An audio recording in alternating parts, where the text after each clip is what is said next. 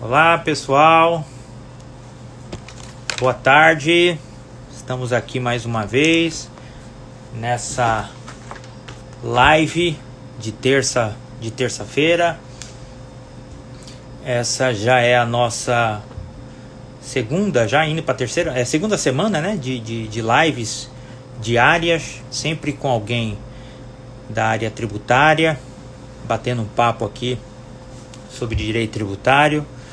Hoje nós vamos conversar com meu amigo, querido professor lá do Rio Grande do Sul, professor Heron Charneski. Ele já pediu para entrar aqui, ó. Aceitando a entrada do professor Heron, e vamos bater um papo aqui sobre direito tributário. Olha aí o professor Heron. Boa tarde, querido. Tudo bem? Boa tarde, Marcelo, amigos, tudo bem? Tá me ouvindo bem aí? Tá, né? Eu escuto, Tranquilo. e você? Mara, tô escutando muito bem e também estou vendo direitinho. Você conseguiu ligar no computador ou foi no celular? Porque você Eu conseguir tô, no computador, você vai me ensinar como é que é depois. mas eu acho que eu também vou precisar aprender, não, eu tô no, tô no Tá no celular. celular, né? Ah, maravilha. Uhum. Esse mecanismo essas tecnologias, elas têm essas coisas, né? É engraçado. Eu consigo até entrar aqui no Instagram no computador, mas fazer a live pelo computador até agora eu não consegui ainda. Mas, Heron, nós estamos aqui na PET. Eu prometi para o pessoal, principalmente para os nossos cerca de 8 mil seguidores no Instagram, que durante esse período de pandemia nós faríamos uma live todos os dias às 17 horas, né? Então, exceto nas quartas-feiras, que a gente tem a live da reunião da PET, que é uma live maior, com mais gente, juntos, pelo Zoom. Uhum. Nos outros dias, né, segunda, terça, quinta e sexta, a gente faz uma live com algum professor especialista, né, em direito tributário ou contabilidade, falando sempre sobre tributos. E normalmente nós pedimos para cada um deles falar um pouco de forma rápida da sua carreira, de como ele chegou até aqui. E aí, inicialmente, eu te pergunto, né? Fala um pouco da tua carreira. Eu sei que você é um jovem jurista, jovem porque você tem aí pelo menos uns 10, 11 anos a menos que eu. O jovem sempre é aquele que tem menos idade que a gente, né? Quem tem igual para cima, a gente tem essa coisa. Mas, enfim, eu sei que você é um jovem jurista, você tem formação tanto em contabilidade como direito, mas eu queria que você falasse um pouco. Eu sei que você também estudou fora, né? E dá um panorama geral da tua carreira, se tu começou já no teu escritório de advocacia, se tu trabalhou em outro escritório, se você foi de alguma empresa de auditoria, enfim. Tá bom. Bom, obrigado, né, Marcelo, pelo convite. A gente tem acompanhado as atividades da PET, e mesmo nesse período difícil, as atividades continuam a mil e permitindo conectados. Felizmente, acho que a área tributária não tem tido monotonia nesse período, pelo contrário. Então, é muito importante que essas iniciativas, essa sua liderança, então, continuar em contato nesses novos modelos, né? Para mim, de alguma forma, tem um fator genético familiar no interesse pela área tributária. Meus pais são contadores, nós tivemos empresa de auditoria e consultoria por muitos anos, fundada pelo meu pai já há bastante tempo. E eu, ao mesmo tempo, também sempre fui muito curioso por aprender e descobrir coisas novas, e acho que o direito tributário é uma área que satisfaz bastante essa curiosidade, não é? Na medida em que nós, sem querer entrar na discussão de direito de sobreposição ou não, mas de fato o direito tributário ele perpassa vários aspectos, várias situações da vida jurídica das pessoas, das empresas. Então, ao mesmo tempo que com experiência prática ligada à contabilidade, tributos, esse foi me levando a um direcionamento para atuação na área tributária.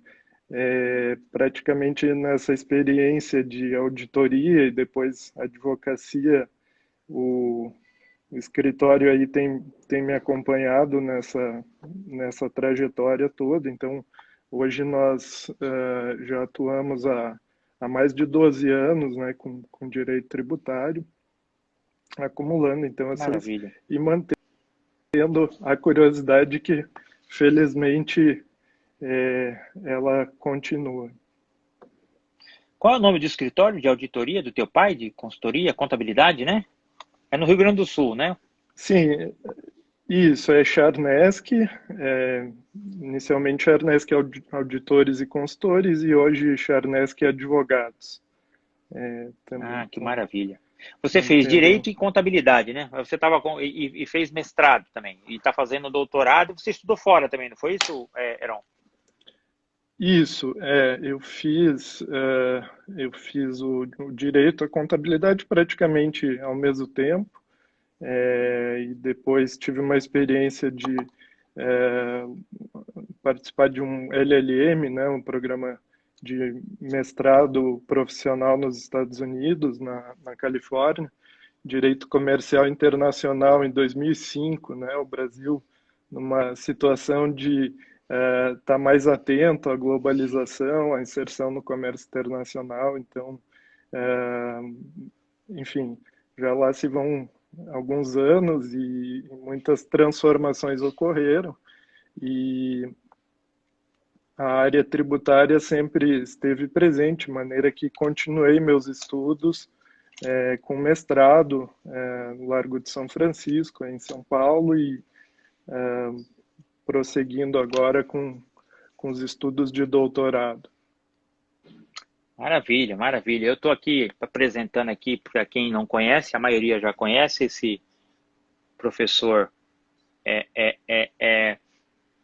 Heron publicou essa dissertação de mestrado que, nas palavras do professor Fernando Zilvetti, lá no IBDT, no debate, numa apresentação que o Heron fez sobre o livro, o professor Zilvetti disse algo que eu repito aqui, né? Que na verdade é uma verdadeira tese de doutorado, um trabalho primoroso. Eu tenho formação contábil também, sou contabilista, né? E já das antigas, vamos dizer assim, eu nem tenho total domínio dessas novas normas de contabilidade, que não tão novas assim, já tem uns 10 anos, mas o trabalho do Heron impressiona bastante pela originalidade, pela forma fácil que ele tem de escrever e didática, muito claro, e eu diria até que isso aqui é fruto de talento, trabalho. O próprio Heron disse aí que tem uma inspiração grande dos pais, né, que são contadores e acompanha já a contabilidade já desde jovem, estudou muito e é por isso que ele produziu trabalho de desse grau aqui de qualidade, traz aqui citações de trabalhos da doutrina alienígena, de trabalhos de europeus e americanos. Parabéns, eu gosto muito do seu livro. Eu li já faz um certo tempo e estava relendo aqui nos detalhes, que é um livro que tem que ser lido e relido e discutido. Meu querido Aaron, nós conversamos um pouquinho antes da nossa live e você sugeriu de nós conversarmos um pouco sobre as questões tributárias em época de pandemia. Você disse que fez um estudo, eu fiquei curioso e também impressionado quais foram as medidas fiscais que 28 países, não é isso, no mundo, tomou até o presente momento.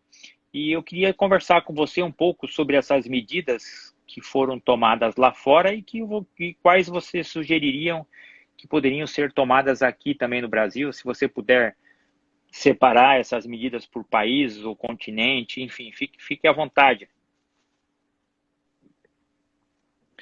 Tá bem, Marcelo, obrigado, eu agradeço as palavras.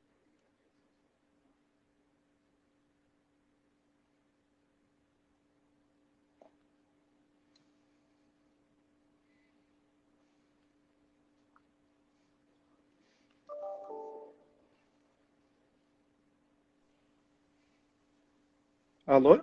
Perdão, perdão, deu uma queda aqui de energia e voltou. Pode Alô? repetir? Me desculpa. Tá bem. Tá escutando bem? Estou te escutando bem agora. Eu acho que deu Tá. uma falha na conexão. Teve uma falha na conexão. Eu provavelmente perdi aqui um pouco da sua fala e talvez não tenha acompanhado, mas de qualquer maneira eu vi as referências ao livro, que eu agradeço. Acho que é um tema que sempre, né, você também como profissional experiente nessa área sabe que a contabilidade sempre teve muita importância para a prática, né, do direito tributário, e o trabalho representou um esforço aí de sistematização, principalmente a partir da convergência do IFRS, que impactou a apuração dos tributos. Se eu entendi bem, você estava questionando sobre essas novas medidas, né, relacionadas à situação de pandemia que estamos vivendo, foi isso, né? Exato, e eu também comentei que você fez um estudo recente de 28 países, né? Você falou que chegou a fazer um estudo, quais foram as medidas fiscais que 28 países tomaram com relação ao Covid. Aí eu perguntei o seguinte, quais são essas, o que é que você podia nos trazer de informação sobre essas medidas desses países e o que é que você sugeriria aqui para o nosso governo, né? Talvez aí fazendo uma divisão entre Estados Unidos e Europa, ou Ásia, eu não sei quais são os países que você estudou, mas eu achei interessante a pesquisa, 28 países, e eu queria que você falasse um pouco dela. Uhum. Bom, acho que como a gente falou no início, não temos tido nenhuma monotonia, né? Praticamente dormimos e acordamos com uma medida provisória nova nesse período.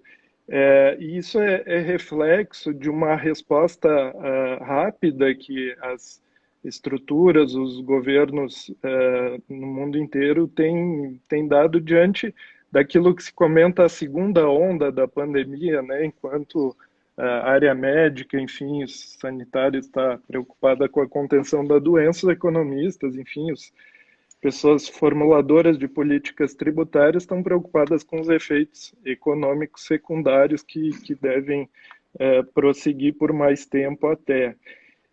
Hoje nós temos, tanto do ponto de vista da OCDE como outras iniciativas da Tax Foundation, uma ampla divulgação de medidas e esforços que estão sendo feitos nos países, e que eu basicamente dividiria em dois grandes grupos, assim, são medidas de administração tributária, ou seja, medidas que não impactam necessariamente na modificação da carga tributária ou da tributação, mas envolvem prorrogação de prazos, de cumprimento de entrega de obrigações acessórias, prazos de recolhimento de tributos, suspensão de atos de cobrança pelos fiscos e, no caso brasileiro, procuradorias, envolve suspensão de fiscalização, que nesse período em que as atividades econômicas estão paralisadas, né, e o próprio atendimento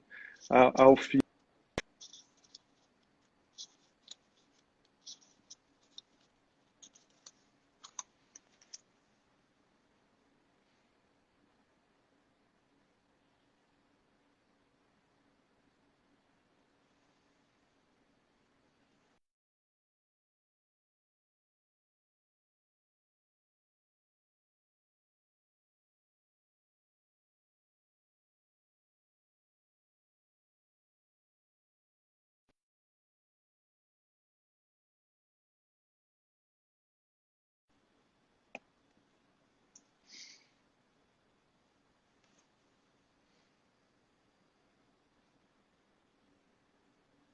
Marcelo? Opa, estou te ouvindo, viu? Estou te Tá, eu ouvindo. acho que interrompeu aqui, né? Eu tava, não sei até. É, na verdade, acontece, o que que acontece, Heron? Tem gente que está nos ouvindo, a maioria está nos ouvindo integralmente, a maioria. Só que Tá. às vezes, talvez a minha conexão ela dê uma baixazinha e eu te escuto menos. Ou pode acontecer da tua conexão diminuir e você achar que a gente não está te ouvindo. Mas o que eu aprendi nessas lives é que a gente deve continuar falando, porque mesmo que alguém não escute, fica gravado. E na gravação no Instagram, fica lá na íntegra a nossa fala. Pelo menos essa é a minha experiência até agora. Então, Não, pode então dar vamos, sequência, vamos que eu segui-lo. tô, eu, Tá, tá eu bem. tô, eu tô te ouvindo. Isso Tá acontece, bom. né? A conexão local. Isso. Então, aproveitando, seguindo, então estava falando das medidas de administração tributária e o Brasil, logo que era estado de calamidade, início de março, começou com a primeira medida, prorrogação de prazo de recolhimento das empresas do Simples, depois suspensão de prazos e procedimentos na Receita Federal, atos de cobrança, e, enfim, basicamente são medidas de administração. Mas numa segunda rodada, nós vemos que também os países têm adotado políticas fiscais que envolvem impactos tributários para mitigar danos econômicos e proteger vulneráveis dentro dessa situação. E aí nós estamos falando desde gastos públicos com isenções, renúncias de receita e subsídios, né, para desde trabalhadores e investimentos necessários à saúde, redução de tributos para esses setores. A própria OCDE lançou uma série de recomendações de medidas de política tributária que poderiam ser adotadas, acelerar a velocidade da restituição de tributos, isenções, diferimentos de tributos, claro, não aqueles cobrados necessariamente sobre a renda, mas também cobrados sobre bases que não variam tanto com o ciclo econômico, como imposto de propriedade, impostos mais estáticos, por assim dizer. Nesse aspecto, nós buscamos selecionamos 28 países desse espectro que seriam relevantes tanto do ponto de vista de terem sido bastante afetados pela crise sanitária, como especialmente pela sua relevância econômica. E o que nós identificamos basicamente é que todos esses países já adotaram medidas de administração fiscal, de prorrogação de pagamento de tributos, mas muitos deles também de redução de carga tributária, que pode ser temporária ou, eventualmente, até mais permanente. Desses 28 países, basicamente o que nós encontramos foi, na Alemanha, uma situação em que estava prevista a implementação do imposto de solidariedade, né, que seria uma sobretaxação de assalariados de maior renda, que entraria em vigor em 2021 e foi antecipada para 2020 por conta da pandemia. Mas foi uma situação única, que já existia essa previsão, né, até antes do surgimento da pandemia, onde Pandemia. de fato poderia ser considerado um aumento.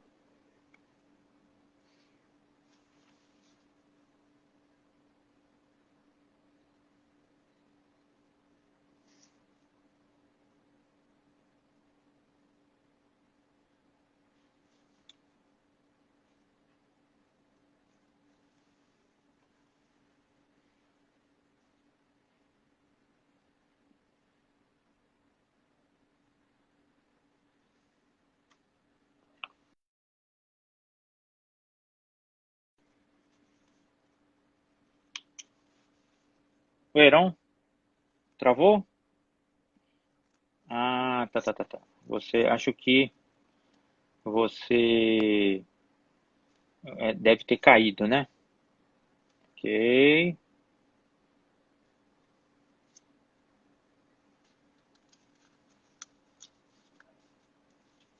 Agora eu estou chamando o Heron novamente. Acho que a internet dele caiu, mas ele já está entrando, que eu já aceitei aqui Eu já aceitei o pedido dele novamente.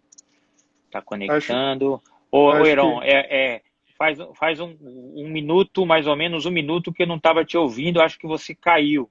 E aí você caiu e ah, entrou de novo, né? Então, isso, se isso. você puder tirar mais ou menos uns 30, um minuto mais ou menos atrás, você estava falando da Alemanha, que criou lá o imposto sobre solidariedade constitucional, eu não sei como funciona o sistema alemão, penso que deva ser no Código Tributário Alemão, e que foi criado esse imposto sobre solidariedade para o ano 2021, mas eles já anteciparam para 2020, né? E aí eu me recordo de você ter falado até aí. Isso. E exatamente, dessa nossa pesquisa, esse seria o único caso de 28 países, que inclui desde a Alemanha, Canadá, Estados Unidos, os principais países europeus, Japão, China, que poderia de fato ser considerado um aumento de tributo em que pese já previsto anteriormente. E eu falava que todas as demais medidas até então divulgadas são no sentido de suspensão de medidas de administração, mas também medidas de desoneração ou redução da carga tributária permanentemente ou, na maioria delas, de forma temporária durante o período aí que for necessário para a crise. E nós poderíamos até falar um pouco mais em detalhe de cada um da situação desse país, mas acho que é interessante também comentar como que o Brasil se posicionou ou tem se posicionado, né? São medidas evidentemente emergenciais. Em fevereiro, em janeiro e todo o ano passado nós discutimos muito a questão da reforma tributária e as medidas que foram tomadas evidentemente estão em outro direcionamento, mas eu entendo que nós estamos tendo um alinhamento num primeiro instante com essas próprias recomendações da OCDE em termos de administração fiscal, de prorrogação de prazos, até em política tributária, né, tivemos a redução temporária das alíquotas de alguns tributos.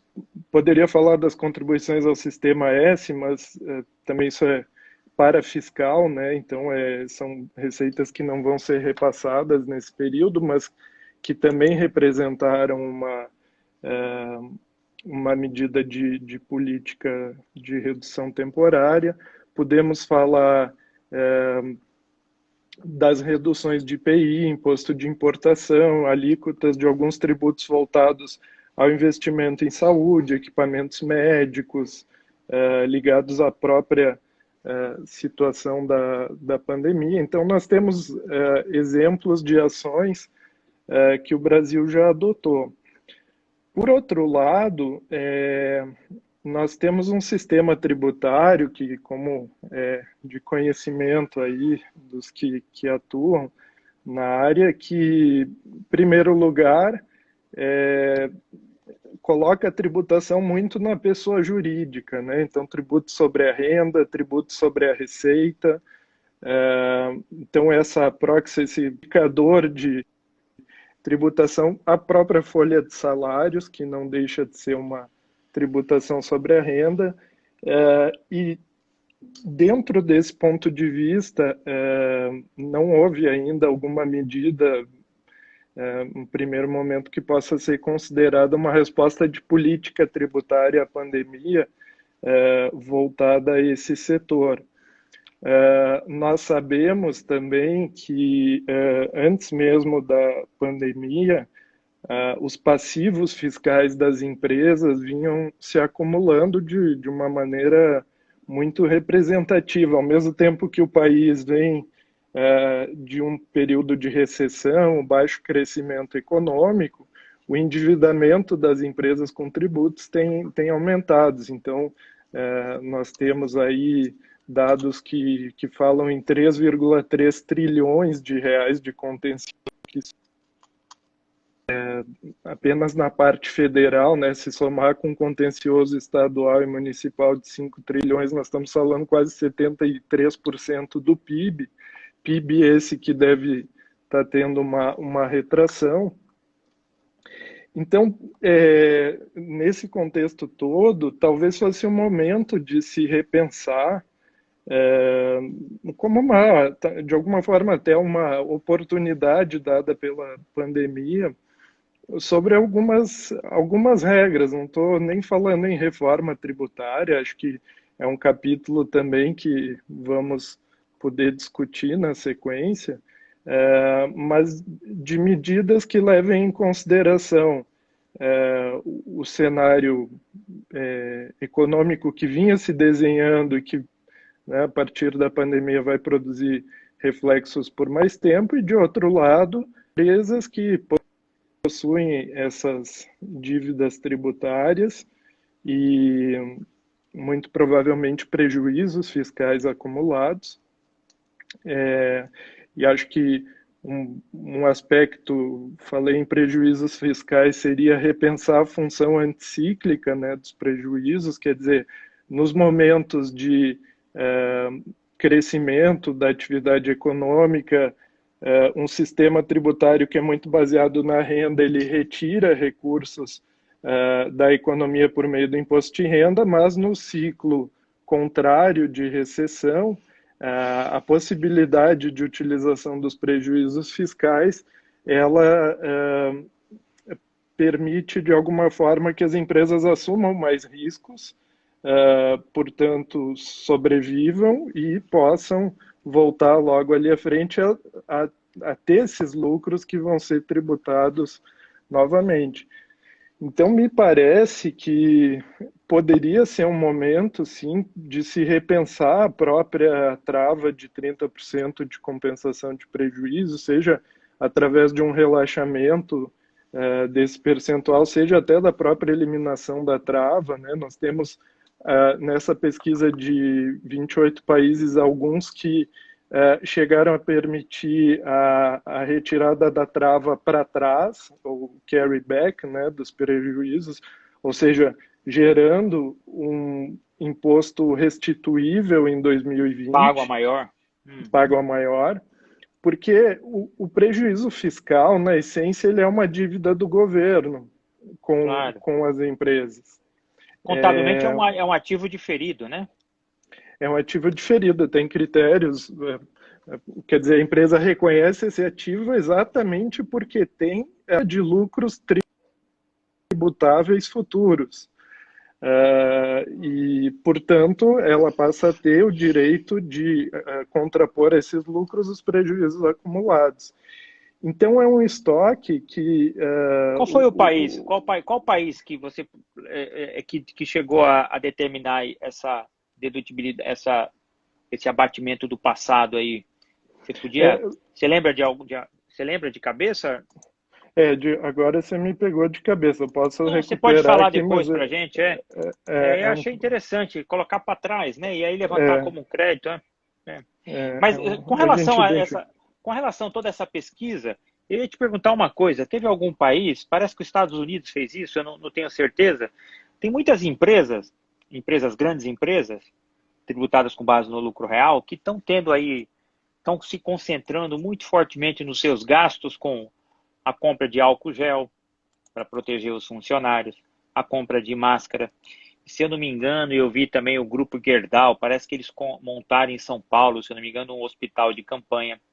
Tem muita empresa de consultoria pagando, por exemplo, a mensalidade de professores de ginástica, de yoga, de pilates, musculação, pela internet, para os funcionários não ficarem sem fazer atividade física em casa, né? Como é que fica essa questão da necessidade, usualidade, normalidade do antigo 299 do RIR a partir da pandemia, né? E aí eu pergunto, se você viu algo parecido no resto do mundo, na Alemanha mesmo, ou Estados Unidos, enfim. Em outros países, de fato, tem medidas até estimulando a doação de pessoas físicas né? Mas eu acho que pela característica do nosso sistema, esse tema seria importante também, eu falaria nisso, de pensar a dedutibilidade das doações para as pessoas jurídicas tributadas no lucro real. Nós temos tem a questão da necessidade e usualidade da despesa, que é um tema de alguma forma controvertido, mas nós também temos uma legislação que restringe bastante a possibilidade de a pessoa jurídica fazer doações, o que é compreensível num cenário normal, porque a doação ela acaba sendo uma liberalidade da pessoa jurídica que, a partir dela, poderia controlar a base do tributo.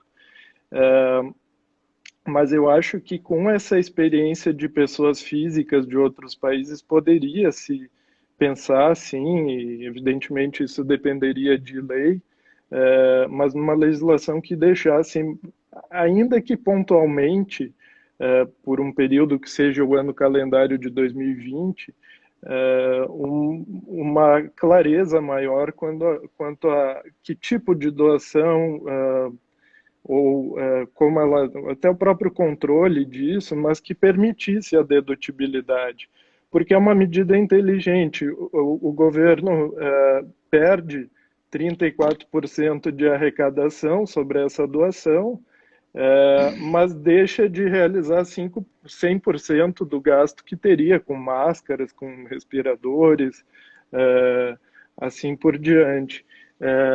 É claro que extrapolar esse conceito indefinidamente para que as empresas façam a gestão do gasto público, isso é o caso. Nós estamos falando numa situação muito pontual, que tem doações muito relevantes, que as próprias empresas estão fazendo sem nenhum tipo de preocupação com incentivo fiscal num primeiro momento, e estão ajudando, né? Na verdade, estão suprindo esse gasto público, e uma medida de dedutibilidade seria inteligente nesse aspecto, para compensar um gasto que o governo deixa de fazer. Mas, Marcelo, eu queria voltar, até se me permite, mas Claro. acho que tem muitos assuntos que, a partir dessa pesquisa comparada, poderiam ser vistos, né? Nós falamos nos prejuízos fiscais e do ponto de vista da trava, mas nós já tivemos experiências desde o Refis e o PERT com utilização de prejuízos fiscais para liquidação de dívidas tributárias. Recentemente, E inclusive. agora estamos, exatamente, teve o PERT, e agora nós estamos com a lei de transação tributária, que inclusive para aquelas discussões relacionadas ao contencioso administrativo, contencioso tributário mais relevante, que não é à toa, parte delas também produziram esse endividamento fiscal das empresas que hoje estão em juízo litigando, né, aí poderíamos entrar na questão do voto de qualidade, mas que está nesse contexto também, na minha opinião. Mas por que não permitir, então, o uso desses prejuízos para liquidação? Porque num cenário pós-ante que para a própria arrecadação, para a própria, não só a sobrevivência das empresas e dos contribuintes, mas para a própria arrecadação, que essas empresas tenham condições de se recuperar, e ao usarem prejuízos fiscais para liquidar essas dívidas, na verdade tem de alguma forma uma troca da dívida que o governo tem com as empresas, através dos prejuízos acumulados, com os passivos que as empresas possam ter e que custam, né? Tem um custo de litígio, um custo de garantias, e, enfim, pode ser uma oportunidade. Outra linha também que que a própria OCDE recomenda e alguns países têm feito é acelerar os pedidos de restituição de créditos tributários. Bom, você conhece bem, hoje a gente tem um sistema de compensação e restituição na área federal de tributos, onde a compensação ela é automática, né? Ou seja, a empresa possui um crédito, judicial ou não, ela faz um procedimento de habilitação, se for judicial, e utiliza para pagar os seus tributos correntes.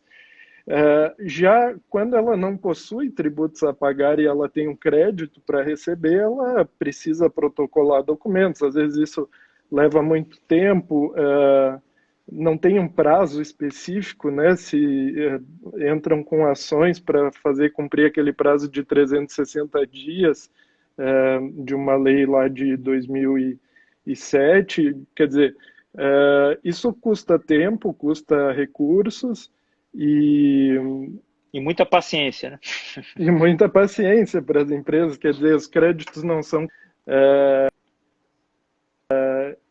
Então, assim, em linhas gerais, né, eu só queria, também aproveitando essa oportunidade que você me deu de falar da pesquisa, comentar que acho que podemos aproveitar, né, esse cenário para eventualmente evoluir em política tributária, né? Claro. Não necessariamente estamos refundando o direito tributário ou criando despesas permanentes, porque isso é outro problema na medida em que você começa a dar isenções e o Brasil já vem num caminho de retirar isenções mais do que conceder novas. Então,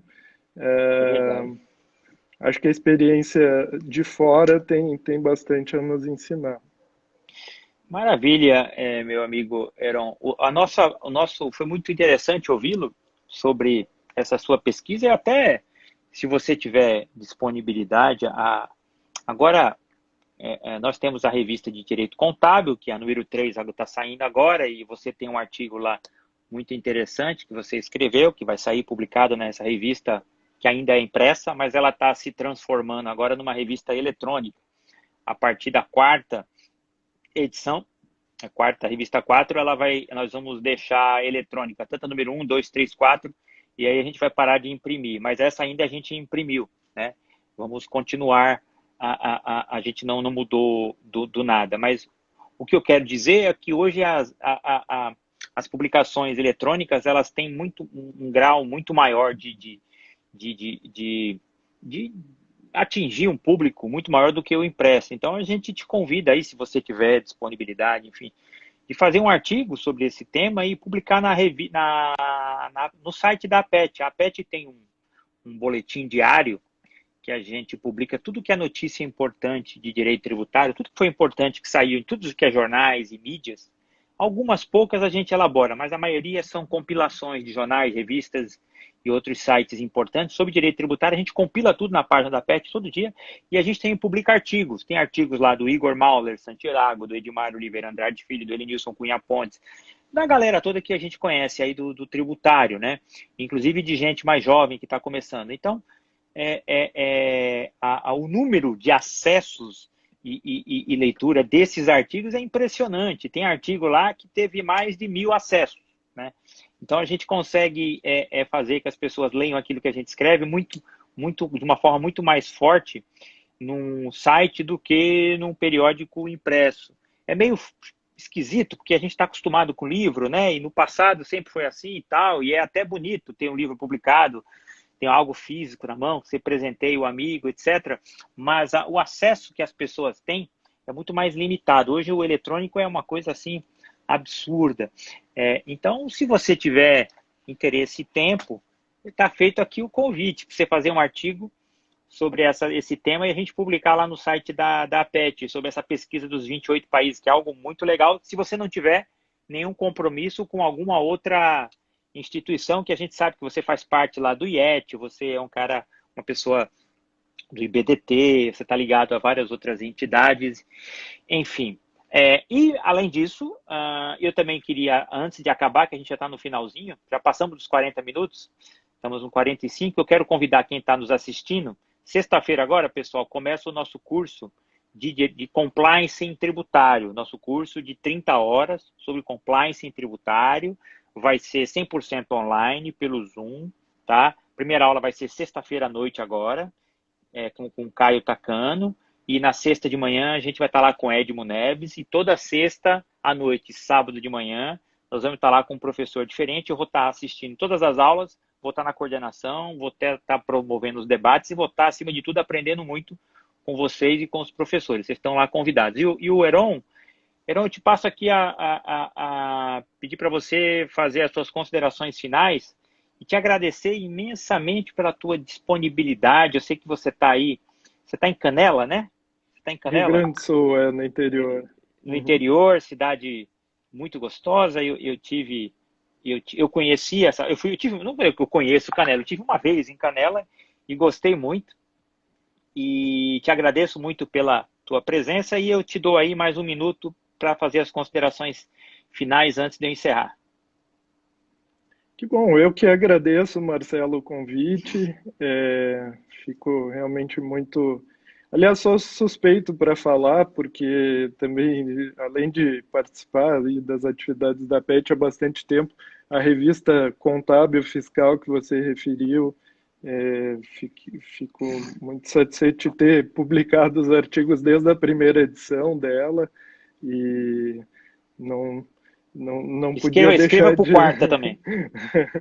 Vamos lá, e agora com esse formato digital, que acho que é uma tendência, né, em todas as áreas, mas o importante é que esse trabalho continue com os cursos aí, com a qualidade dos professores e temas que vocês têm reunido. Então, acho que nós falamos bastante, né, sobre essa experiência aí de trabalho com contabilidade, direito e também essas que estão ocorrendo nesse período de pandemia. Não acho que seja necessariamente uma reinvenção do direito tributário, que não é por aí, mas que talvez uma oportunidade de repensar algumas políticas, porque as coisas, as transformações ainda, do ponto de vista econômico, ainda estão para ser melhor vistas, né, melhor entendidas. Mas acho que nós também podemos avançar com contribuições que, enfim, todos os advogados, todos que militam na área tributária dão sua contribuição, enfim, defendendo direito de clientes e orientando especialmente as empresas. E esse é um momento que a gente pode repensar também algumas situações, algumas possibilidades. Então, obrigado novamente o convite. Eu fico à disposição para a gente estender, ampliar esses assuntos e desejo aí muito sucesso, saúde a você e a todos amigos da PET. Obrigado, Heron. Você já está convidado lá, nosso convidado especial, para participar lá do nosso colóquio, né, de Direito Contábil, que vai ser dia 20 de maio, que tem lá, já está definido lá todos os palestrantes e debatedores, mas você é convidado especial, vai estar lá nos acompanhando e pode fazer comentários, entrar lá no debate, você é uma autoridade no assunto. Um abraço a todos e até amanhã. A gente tem reunião da PET sobre os limites do direito penal tributário em época de pandemia, com Heleno Taveira Torres, com a professora Bechara, que é titular de Direito Penal da USP. A gente está lá com o Hugo de Brito II, com o Irenilson Cunha Pontes e com meu amigo Igor Mauler Santiago. E eu vou estar lá também como aluno, aprendendo com eles e com vocês. Um abração. Tchau, tchau. Tchau, tchau.